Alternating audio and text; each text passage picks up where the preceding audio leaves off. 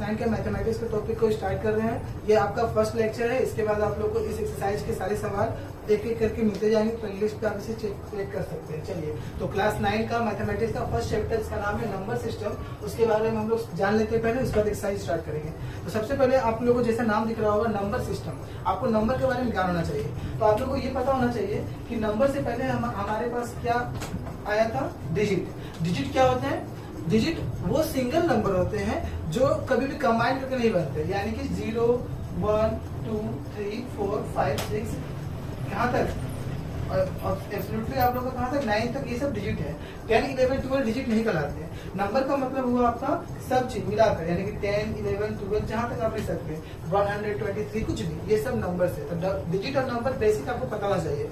अब जैसे चैप्टर का नाम है नंबर सिस्टम, तो यहाँ पर हम लोग नंबर्स की कुछ टाइप्स के बारे में पता होगा, तो हम नंबर सिस्टम सीख पाएंगे।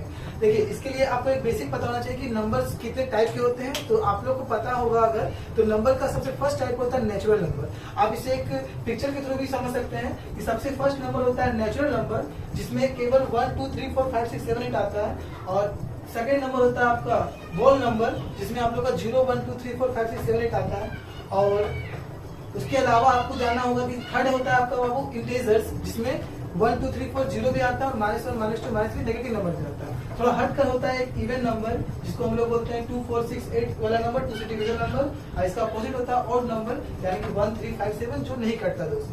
और ये सब की कॉम्बिनेशन से बढ़ता है एक बड़ा सा लार्ज नंबर, जिसको हम लोग बोलते हैं इस चैप्टर में सबसे इंपॉर्टेंट बात है रेशनल नंबर, इसका सिंबल क्यों होता है। अब आपको जानना होगा कि रेशनल नंबर से हटकर एक नंबर होता है इरेशनल नंबर, ठीक है। और ये सभी नंबर एक ही सिस्टम के अंदर आते हैं, इसका नाम है रियल नंबर्स। क्लास 10 में जब आप पढ़िएगा तो रियल नंबर ही आपका चैप्टर का नाम होगा। ये छोटा सा चार्ट और बेसिक नॉलेज अगर आपको पता रहेगा तो आप एक्सरसाइज को आराम से सॉल्व कर पाएगा। इसके अलावा आपको इस चैप्टर में और भी बहुत कुछ जानने को मिलेगा। रिकरिंग क्या होता है, नॉन रिकरिंग क्या होता है, टर्मिनेटिंग, नॉन टर्मिनेटिंग। तो जैसे एक्सरसाइज स्टार्ट होगा वैसे आपको मैं नोट करा के बताता जाऊंगा। फर्स्ट एक्सरसाइज के लिए आप लोग को ये चार्ट जानना जरूरी है, और ये डिजिट और नंबर का डिफरेंस। चलिए, इसे हम लोग 2 लैंग्वेज में समझने की कोशिश करते हैं। सबसे पहले जैसे मैंने आपको बताया डिजिट, जिसे हिंदी में अंक कहते हैं। अंक क्या होता है? जो सिंगल चीज हो, 1, 2, 3, 4, 5, 6, 7, 8, 9 और 0। नंबर यानी हिंदी में संख्या क्या होता है? जो कंबाइन करके बनता है, 11, 12, 10 ये सब नंबर। और ये जो चार्ट है इसमें क्या बताया जा रहा है आपको? सबसे first type of number natural number, को हिंदी बोलते हैं प्राकृतिक संख्या, यानी कि 1, 2, 3, 4, 5, 6, 7, 8 जितना ले सकते हैं। फिर सेकंड नंबर होता है पूर्ण संख्या, यानी कि होल नंबर, 0, 1, 2, 3, 4, 5, 6, 7, 8 जितना ले सकते हैं। फिर थर्ड नंबर सबसे different Z, Z means integers, ठीक है। और इंटीजर को हिंदी बोलते हैं पूर्णांक, जिसके पास 1, 2, 3, 4 भी आता है, -1, 2, 3, 4 भी आता है, एज वेल एज 0 भी आता है। और थोड़ा अलग नंबर होता है इवन नंबर, से हिंदी में बोलते हैं सम संख्या, 2, 4, 6, 8 ये सब। और उससे भी हटकर होता है ऑड नंबर, जिसे हम लोग बोलते हैं 1, 3, 5, 7 नॉट डिविजिबल बाय 2, हिंदी में विषम संख्या। और सबके कॉम्बिनेशन से बनता है रेशनल नंबर, जो कि सिंबल क्यू है, हिंदी में परिमेय संख्या।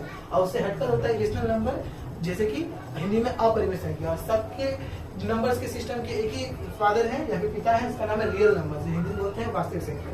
तो ये चार्ट क्यों जरूरी था, आप लोग को आगे पता चल जाएगा। चलिए, नोट्स तो हम लोग जान चुके हैं। इसके अलावा हम लोग मेन नोट ये नहीं मत भूलिएगा कि रेशनल नंबर होता क्या है।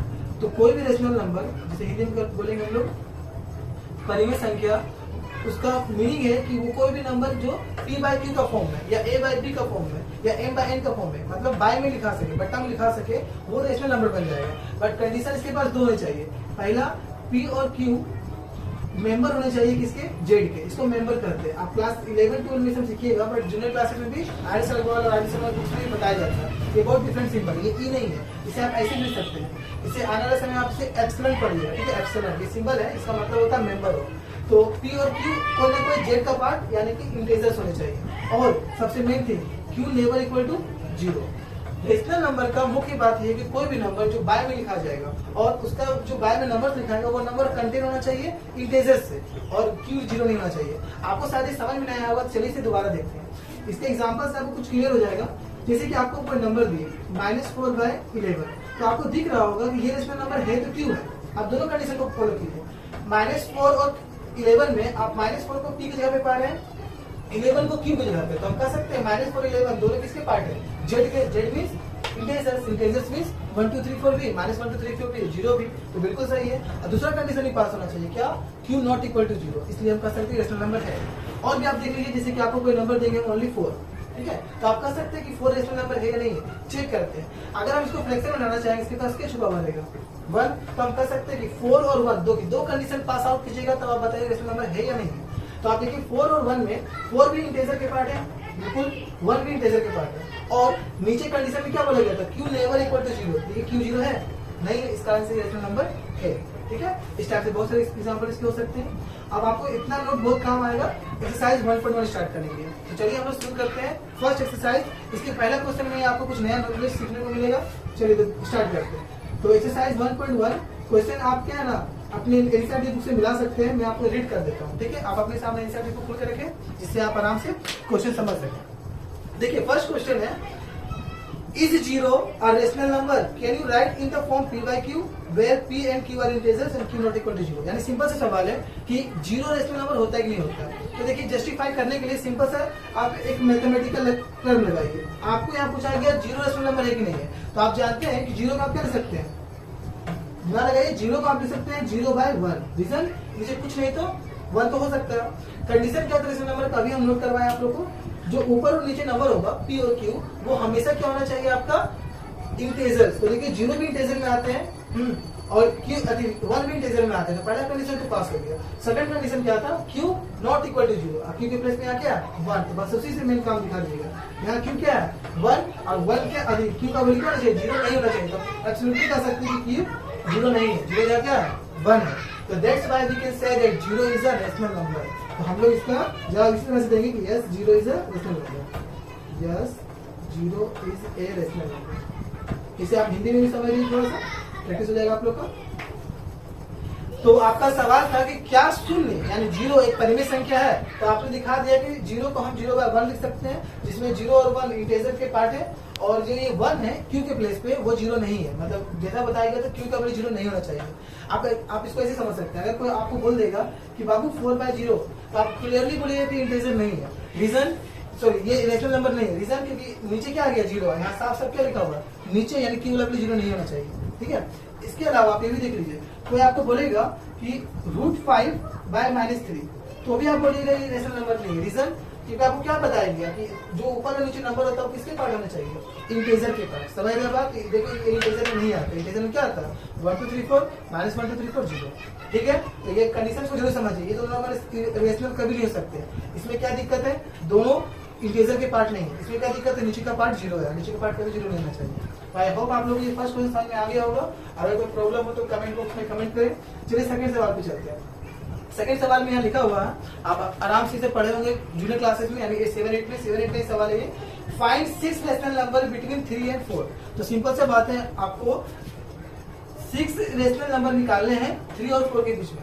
देखिए इसके लिए हम दोबारा बता देते हैं, रेशनल नंबर निकालने का 2 मेथड होता है। एक होता है बुक का मेथड, जो कि हम लोग शुरू सिखाया जाता है, इसमें लंबा प्रोसेस चलता है, और एक होता है क्या बोलते हैं तो मॉडर्न मेथड। मॉडर्न मेथड में आप क्या होता है ना, अप्रोक्स वैल्यू निकालते हैं, इससे आंसर आपका मैच नहीं करेगा बट बन सही जाएगा, ठीक है। तो आप क्या कीजिएगा, मेरा बनाया हुआ मेथड से बनाइएगा। अगर आपको समझ में ना आए तो आप बताइएगा ट्रेडिशनल मेथड यानी पुराना मेथड बुक हम बता देंगे। तो आपको यहाँ पे सिर्फ आंसर चेक करने का तरीका बताना चाहिए। क्वेश्चन बहुत सिंपल है, आपको बोला गया 3 और 4 के बीच में 6 रेशनल नंबर निकालिए। देखिए मेरा तरीका ये है कि अगर 6 रेशनल नंबर बोला है तो आप क्या कीजिएगा, एक बढ़ाकर 7 से मल्टीप्लाई कर दीजिएगा। अगर 4 रेशनल नंबर बोलेगा तो 5 से। तो बहुत बच्चों ने ये 8 से मैंने पढ़ा होगा, ठीक है। तो 3 और 4 के बीच में नंबर निकालना है। 3 और 4 को अगर फ्रैक्शन में बदलेंगे हम लोग तो क्या लिख सकते हैं, 3/1 और 4/1। हमको 6 रेशनल नंबर निकालना है, मतलब क्या करेंगे 7 से मल्टीप्लाई कर देंगे, ऊपर नीचे दोनों तरफ, ठीक है। इस हिसाब से आप देखिएगा तो मल्टीप्लाई करने का आफ्टर ये 21/7 बन जाएगा, ये 28/7 बन जाएगा। अब आपको क्वेश्चन के अकॉर्डिंग चलना है, तो अगर हम चलेंगे अकॉर्डिंग टू क्वेश्चन, तो हमसे पूछा गया था 6 रेशनल नंबर बिटवीन 3 and 4। तो आराम से बता सकते हैं कि अगर ये फ्रैक्शन में चेंज हो गया तो इसके बीच में कौन सा 6 रेशनल नंबर आ रहा है, 21 के बाद आता है 22, नीचे का डिनोमिनेटर चेंज नहीं होगा, ठीक है। तो 23/7, 24/7, 25/7 एंड द लास्ट 26/7। इसमें कोई दिक्कत नहीं होगा आपको आंसर से। अगर आपका बुक से आंसर मैच नहीं करता है तो भी आप स्केर्ड नहीं होइएगा। रीजन क्योंकि आपको 3 और 4 के बीच का रेशनल नंबर निकालना है, तो आप इसको ऐसे चेक कर सकते हैं, कोई भी रैंडमली एक नंबर उठाइए। अगर आप 24/7 उठाइए, ठीक है, आप क्या कीजिए इसे डिवाइड करके देखिए। तो 7 को अगर 24 से डिवाइड करेंगे तो आएगा 7 3 21, ठीक है। उसके बाद बचेगा 3 बन जाएगा 30, 7 4 28 और आगे चलते रहेगा। आप मेन बात पे ध्यान दीजिए, ये कितना हो गया 3.4 3 और 4 के बीच तो आता होगा, क्लियरली आपको ही पता होगा 3.4 3 और 4 के बीच आता होगा, इससे आप चेक कर सकते हैं। ठीक है, तो मेथड पॉइंट व्यू आपका आंसर मैच कर जाएगा। चलिए, तो अब हम लोग चलेंगे क्वेश्चन नंबर 3 की तरफ। तो आप देखते हैं सेकंड लास्ट क्वेश्चन नंबर 3 क्या करता है। क्वेश्चन नंबर 3 आप लोगों में होमवर्क में देता हूँ, आधा करके देखते हैं आप हमें कमेंट बॉक्स में आंसर बता पाते हैं कि नहीं। ठीक है, चलिए क्वेश्चन नंबर 3 को मैं आधा बता दे रहा हूँ। सिमिलर क्वेश्चन ही आपसे पूछा गया है, find 5 rational number between 3 and 5, 3/5 and 4/5। तो फर्स्ट रेशनल नंबर और सेकंड रेशनल नंबर आपको दे दिया गया है 3/5 और 4/5, इसके बीच में आपको 5 रेशनल नंबर निकालना है। देखिए ये फ्रैक्शन में नहीं था तो हम नीचे बाय 1 लगा दिए, यहाँ पे ऑलरेडी फ्रैक्शन है। तो जैसा मैंने आपको पहले बताया 6 रेशनल नंबर निकालना है तो आपको क्या करना पड़ेगा, 7 से मल्टीप्लाई करना पड़ेगा। 5 रेशनल नंबर निकालना है तो किससे मल्टीप्लाई करेंगे 6 से। और उसके बाद का प्रोसेस आप ऊपर से देखकर मुझे बताइएगा, मैं आपको ये होमवर्क में देता हूँ। कमेंट बॉक्स में आंसर जरूर करें। And the last question true false. देखिए ट्रू फॉल्स आपका यहीं पे हो जाएगा क्योंकि आपने ये टेबल पढ़ रखा। अगर ये टेबल पढ़ रखा है तो आपको कभी दिक्कत नहीं होगा ट्रू फॉल्स में। ठीक है, चलिए समझिएगा। इसमें स्टेट करना है स्टेटमेंट को ट्रू या फॉल्स है। पहला स्टेटमेंट है every natural number is a whole number. देखिए ट्रू फॉल्स का सिंपल सा फंडा जान लीजिए। अगर फर्स्ट नाम जो आता है आपका उसका फिगर बड़ा है और सेकंड का फिगर छोटा है तो आराम से आप ट्रू बोलिएगा। हमेशा पहला नाम का फिगर बड़ा होना चाहिए। फिगर यहाँ से लिखिएगा। ठीक है, स्टेटमेंट है, अगर आप बुक रखे तो पढ़िएगा। स्टेटमेंट पहला क्वेश्चन का every natural number is whole number. तो यहाँ फिगर देखिए, नेचुरल नंबर जो होता है होल नंबर होता है। फर्स्ट नाम किसका है, नेचुरल का। नेचुरल का फिगर तो छोटा है, ये फॉल्स हो गया। हमेशा पहला नाम का फिगर बड़ा होना चाहिए। चलिए, सेकंड है आपका every integer is a whole number. Check, every integer का फिगर बड़ा है, इस होल नंबर। अब होल का फिगर छोटा है तो पहला फिगर तो बड़ा हो गया ना, यानी ट्रू हो गया। एंड द लास्ट क्वेश्चन आपका है every rational number is a whole number. तो आपके सामने यहाँ पे चार्ट बना हुआ, एवरी रेशनल नंबर पूरा बड़ा सा figure is a whole number. तो बिल्कुल एवरी रेशनल नंबर जो होल आराम से हो सकता है, पहला फिगर तो बड़ा हो गया, तो that's why it is true. आपको ये टेबल या फिर ये फिगर रफ कॉपी में बना लेना एग्जाम के टाइम में, या फिर दिमाग में रखना, इसे ट्रू को आराम से बना लीजिए। आई होप आपको ये पूरा एक्सरसाइज समझ में आया होगा। इसके साथ आपका पूरा एक्सरसाइज समाप्त हो गया। अब आप लोग को इसके ऊपर प्रैक्टिस करना चाहिए और 3 का आंसर मुझे कमेंट बॉक्स में बताना चाहिए। Thanks for watching.